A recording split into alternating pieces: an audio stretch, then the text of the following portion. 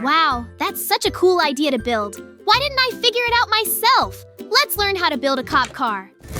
Round 1. I start my cop car with the bottom part first, because every car needs a base before the walls go up. I use stone slabs for the floor. Stone slabs are really good for cars because they are thin, so the car does not look like it is floating too high off the ground. If I use full blocks for the bottom, the car looks like a monster truck, and that is not right for a police car. Then, I put black concrete down for the wheels. Black concrete is the best block for tires because it is very dark and smooth, and it does not have annoying patterns on it like coal blocks do. I make sure the wheels are spaced out nicely so the car does not look too short or too long. Getting the wheel spacing right is one of the most important things in building vehicles, because the wheels tell you exactly how big the body should be. After the base and wheels are done, I start building the main body of the cop car. I use white and black concrete because those are the classic police colors. I put the black blocks on the front and back and the white blocks in the middle for the doors. I also place 4 real iron doors on the sides. Iron doors look great because they feel like heavy, safe car doors. For the windows, I use gray glass. Gray is better than clear glass because it looks like tinted car windows, which makes the cop car look much cooler. On the roof, I place more stone slabs to keep the top flat and low. Then I add the most important part, the police lights. I use red, blue, and white concrete to build the sirens on top.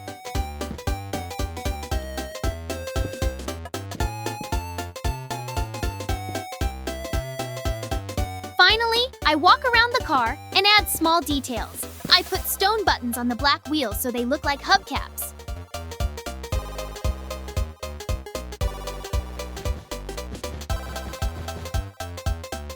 I use redstone lamps on the front and back for headlights and taillights, and I stick some ladders on the front bumper to look like a tough grill.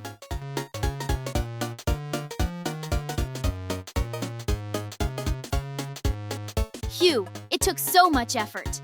Great, my cop car is ready. Oh, wow! Joo-hoo! We're gonna build a cop car today. I love building cars. Mikey has probably already built his cop car. Mikey, is that all you've built in that time? Are you sure this is a cop car? JJ, you only know how to offend me. By the way, I tried very hard. Mikey, there's too little room in a car like this, even for cops, let alone security guards. Oh, that's it. Stop judging. Maybe then you'll show me how to build a cop car. Of course we ran to the place. JJ, I'm not sure you're going to make it, but in any case, good luck to you. I'll wait for you at the house. Thanks, then I'll start. Round 2. I begin my cop car by constructing the left front wheel first. The scale of a large vehicle is almost always dictated by the size of its wheels.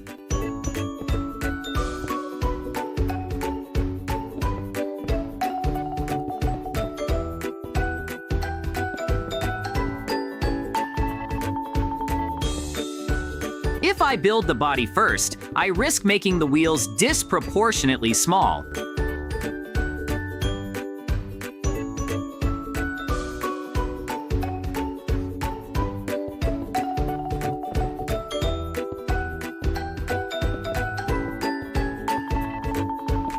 I construct the tire using a ring of gray concrete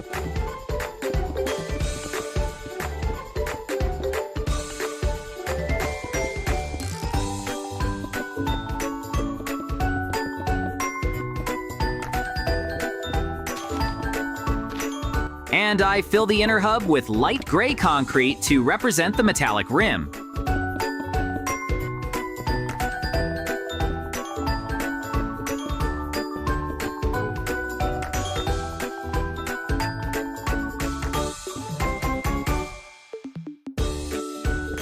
By using a slightly lighter color for the intersection, I create depth.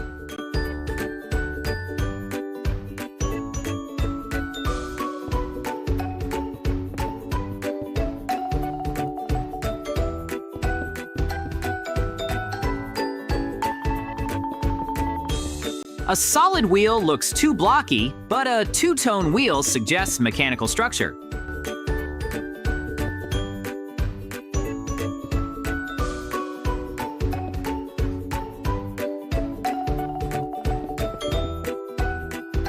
I ensure the wheel is perfectly round by stepping the blocks carefully rather than building a simple square.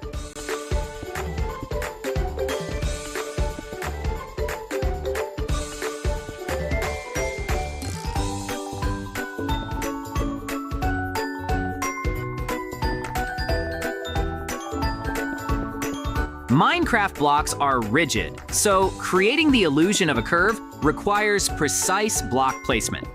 Once this first wheel is complete, it serves as the anchor point and the scale reference for the entire front end of the police cruiser.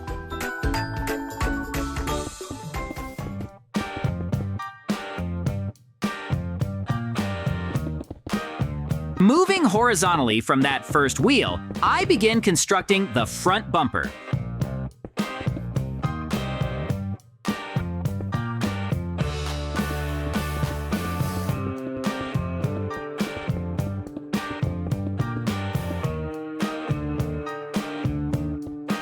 A police interceptor needs an aggressive, heavy-duty front end.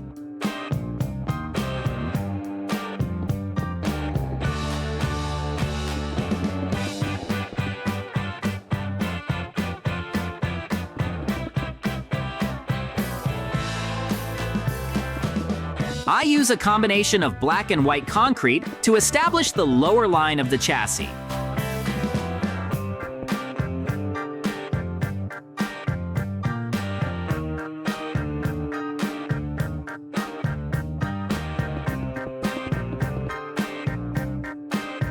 Black gives the bumper a tough, industrial appearance.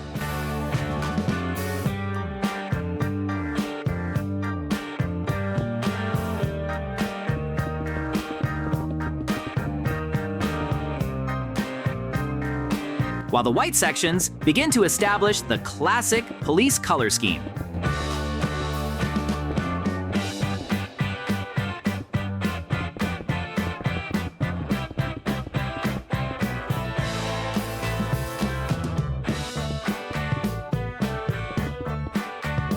I build the bumper wide enough to give the car a powerful, planted stance.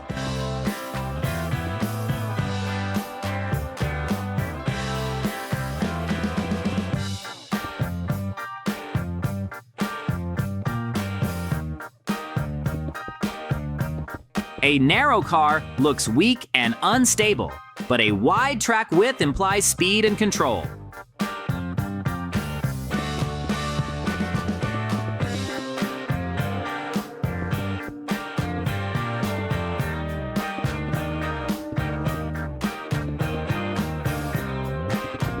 I am careful to keep the lower edge close to the ground. A low ground clearance is essential for suggesting realism in street vehicles. If the bumper sits too high, the car resembles an off-road truck. The contrast between the dark bumper and the bright white accents immediately sets the authoritative tone required for a law enforcement vehicle.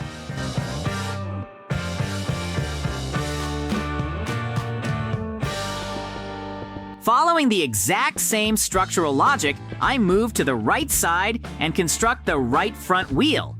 I replicate the gray concrete tire and the light gray concrete rim flawlessly. In vehicle construction, absolute symmetry across the front axle is non-negotiable. If the right wheel is built differently or positioned one block too far forward, the entire car will look warped and structurally compromised.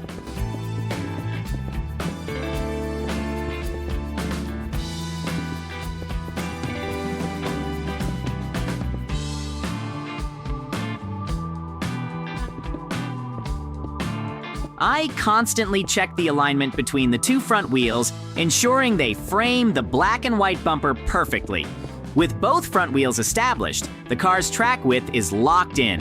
The vehicle now has a solid, grounded front stance. This foundational step is critical because every subsequent panel, window, and roofline will rely on the spacing and proportions defined by this front wheel assembly.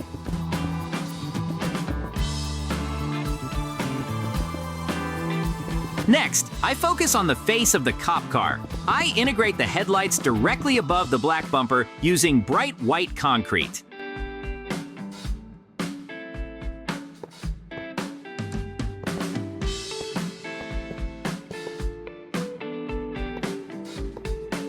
White concrete is an excellent choice for headlights on a large-scale build because it provides a stark, bright contrast that mimics the intense beam of modern LED car lights.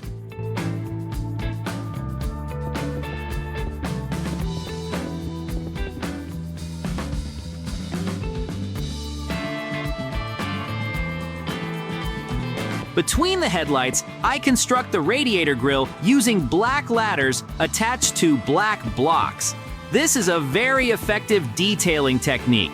The horizontal lines of the ladders perfectly simulate the slatted intake vents of a real car grille. By keeping the grille area dark, I create a visual void that draws the eye toward the center of the car. The bright white headlights frame this dark void, giving the front of the vehicle a very focused, aggressive, and realistic face. This combination of simple blocks and textured items like ladders brings the flat front end to life.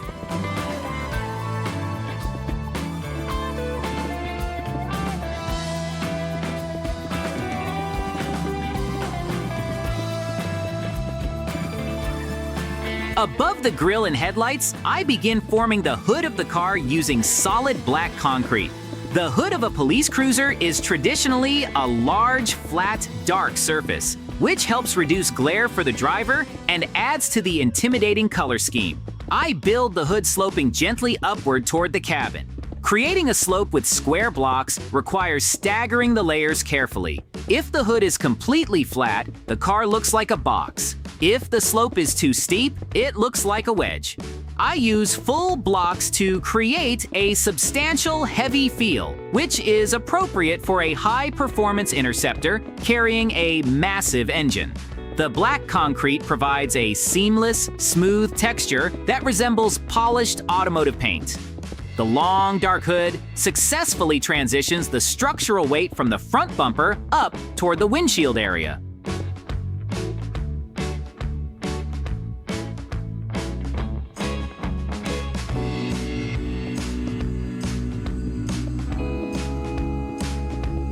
At the base of the hood, I install the windshield. I use gray glass for the main transparent area because gray glass perfectly simulates the slightly tinted, reflective nature of automotive safety glass. Clear glass often looks too invisible, leaving the interior looking empty. But tinted glass gives the cabin a sleek, enclosed appearance. To define the windshield, I frame it completely with white concrete. This white frame represents the A-pillars of the car and separates the dark glass from the dark hood.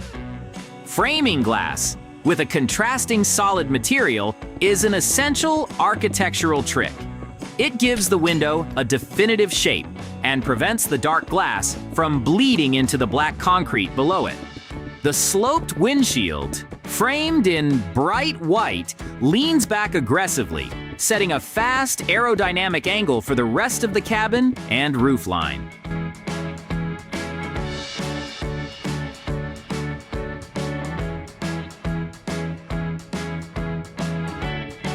Moving to the sides of the vehicle, I begin constructing the door panels using black concrete as the primary base.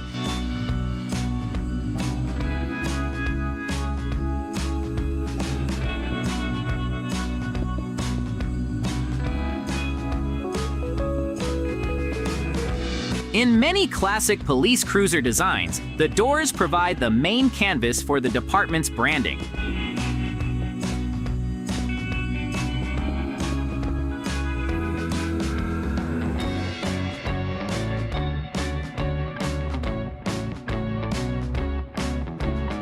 To break up the solid black wall, I insert large sections of white concrete, creating the iconic panda color scheme.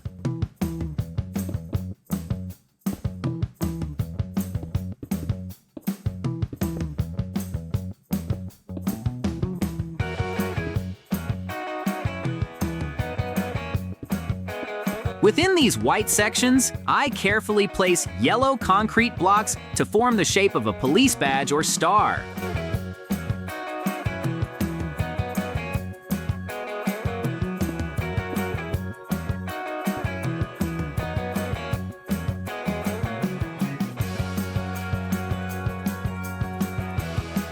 This is a crucial element of storytelling in the build.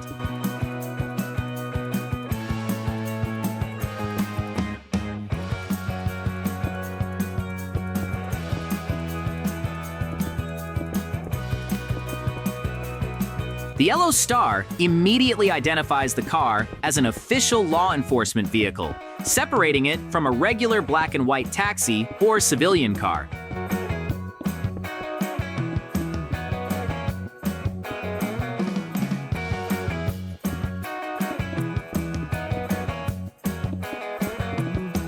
Even though it is pixel art made of large blocks, the contrasting yellow against the white background is instantly recognizable. These side panels give the car its true identity and break up the long, flat surface of the doors.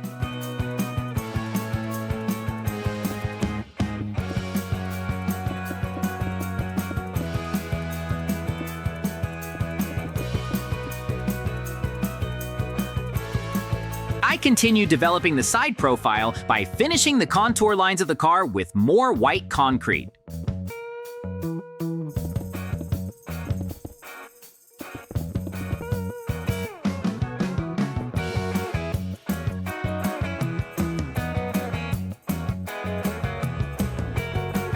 This white trim runs along the upper edge of the doors and frames the side window areas.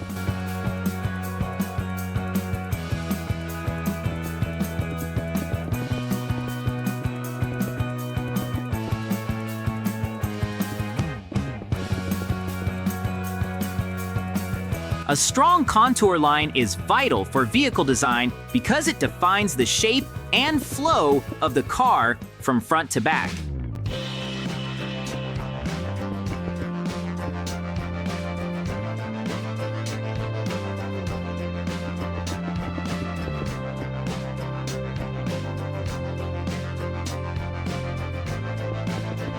Without a clear upper border, the side of the car would look like a chaotic jumble of black and white blocks.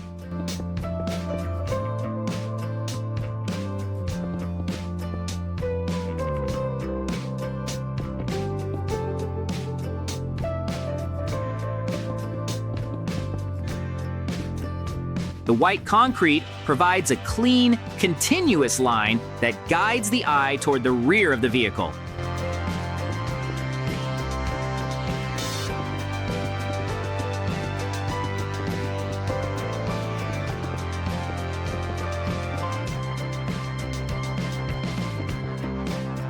It also acts as the structural support for the roof.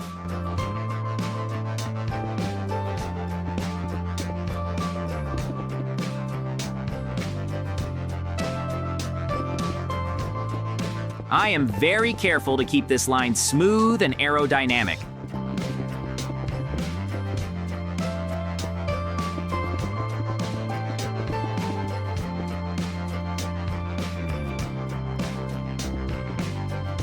The alternating black and white panels, framed by this continuous white contour,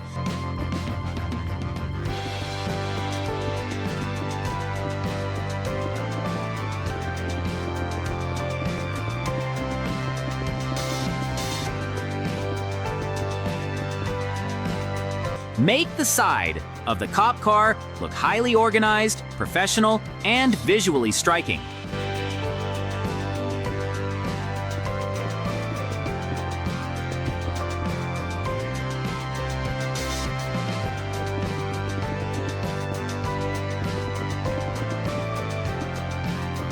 Now that the structural frame of the cabin is complete, I utilize a building command to generate the roof. By selecting the coordinates of the upper white contour lines, I instantly fill the entire roof area with solid white concrete blocks. Using a command for a large, flat surface like a roof is incredibly efficient. It saves time and ensures that the roof is perfectly level and seamless. The white roof is a classic feature of police cars, often used to reflect heat and increase visibility from the air.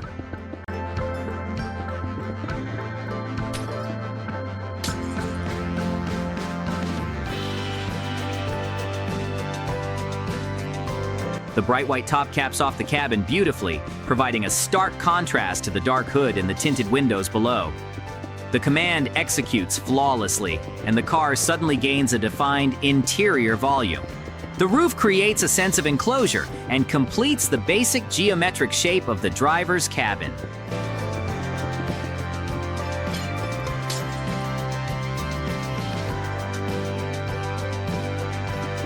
With the roof in place, I focus on the remaining windows. I manually place blocks of gray glass and also use fill commands where appropriate.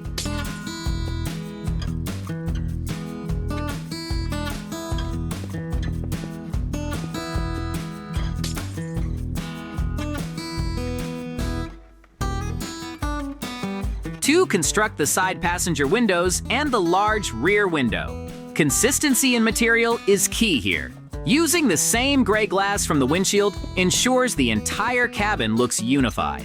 The side windows must align with the slope of the roof and the angle of the doors. The rear window needs to slope downward toward the trunk, mirroring the aerodynamic angle of the windshield. Proper window placement is critical because it dictates the visual weight of the roof. If the windows are too small, the roof looks too heavy, and the car resembles a tank. By balancing the dark gray glass with the white roof and pillars, the cabin looks spacious and realistic.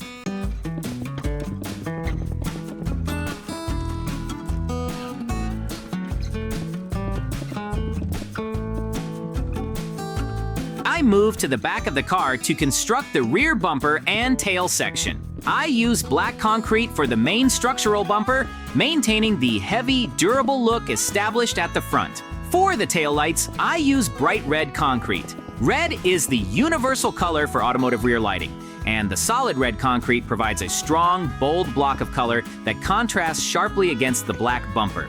I arrange the red blocks to simulate wide, modern taillight housings. The rear of a car is often the most difficult part to detail because it requires fitting lights, a license plate area, and a trunk into a small space. By keeping the color palette restricted to black, white, and red, I ensure the rear design remains clean and authoritative.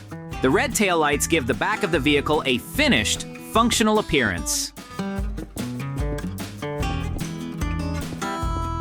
To support the rear section, I build the rear wheels following the exact same principles as the front wheels. I use the gray concrete for the tires and the light gray concrete for the inner rims. Maintaining identical wheel design across all four corners is absolute rule number one in vehicle construction. Any variation in wheel size or color instantly ruins the realism of the build.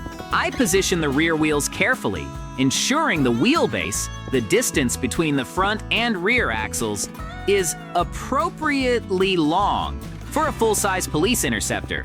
A long wheelbase implies stability and high-speed cruising capability.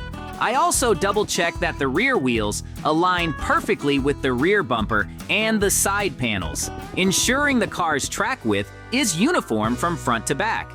The vehicle is now fully supported on its chassis.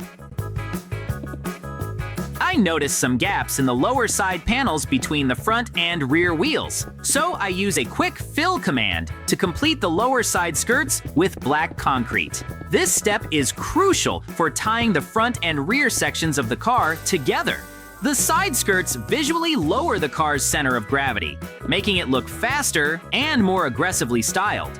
Black concrete works best here because it blends into the shadows near the ground, keeping the focus on the bright white and yellow branding higher up on the doors. Using a command ensures the line is perfectly straight and continuous. Filling these lower gaps solidifies the structure, transforming the car from a collection of hovering panels into a single, unified, heavy machine. The chassis now looks complete and structurally sound. To add a touch of functional realism, I construct side mirrors on both doors using white concrete. Side mirrors are small details, but they are essential for making a blocky build look like an actual functioning vehicle. I place them at the base of the A-pillars, where the windshield meets the side windows. Using white concrete helps them blend in with the car's trim while still protruding enough to be visible. A car without side mirrors often looks oddly sleek or unfinished, like a concept sketch rather than a road-ready machine. These small, protruding blocks break up the flat vertical plane of the doors and add a layer of mechanical complexity. Details like this demonstrate an understanding of automotive anatomy and elevate the build from a simple box to a recognizable object.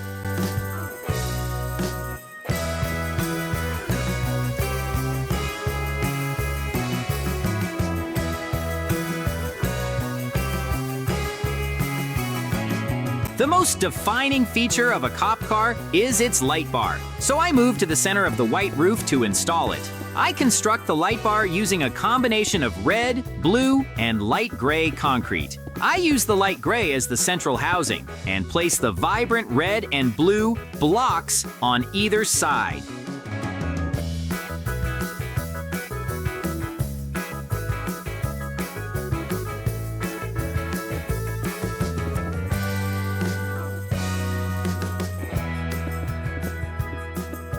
This color combination is universally recognized as law enforcement lighting.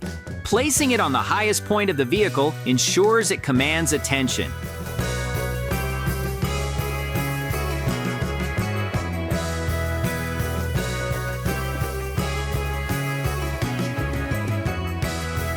The bright concrete blocks simulate the intense, flashing LED arrays used on modern police cruisers. This single addition completely changes the context of the build.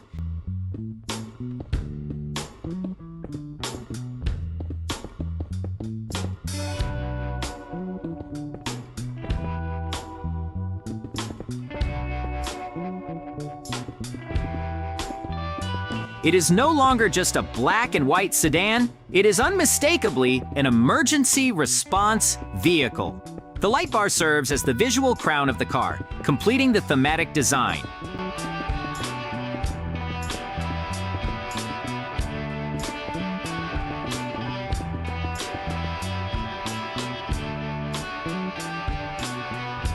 I step back to review the completed vehicle, and I am not entirely satisfied.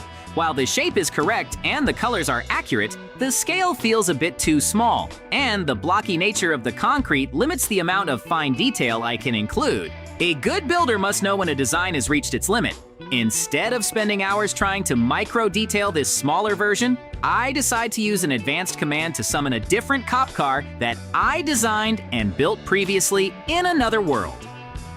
This pre-built model is significantly larger in scale, allowing for much greater structural nuance, smoother curves, and higher resolution pixel art on the doors and lights. Swapping the build is a strategic decision to ensure the highest possible quality for the final presentation. The massive pre-built cop car materializes, but its massive footprint cuts slightly into the uneven terrain behind it. To fix this, I quickly utilize terrain editing commands to flatten and clear the ground beneath and behind the new vehicle. A large-scale build requires a clean, flat canvas to be properly appreciated. If a car is clipping into a hill or hovering over a ditch, the illusion of weight and realism is instantly destroyed. I use the commands to carve away the dirt and replace it with a smooth, level surface, ensuring the giant tires rest perfectly on the ground. Preparing the environment is just as important as building the object itself.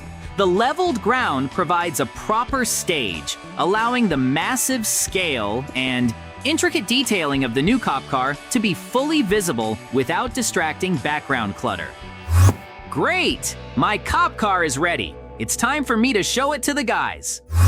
Wow, JJ, you've got such a detailed and beautiful cop car. This is definitely the coolest car. Thank you, Mikey. I am very glad that you liked my building. Well, I think it's time for us to finish. Yes, JJ, you're right. Subscribe and like. Bye-bye.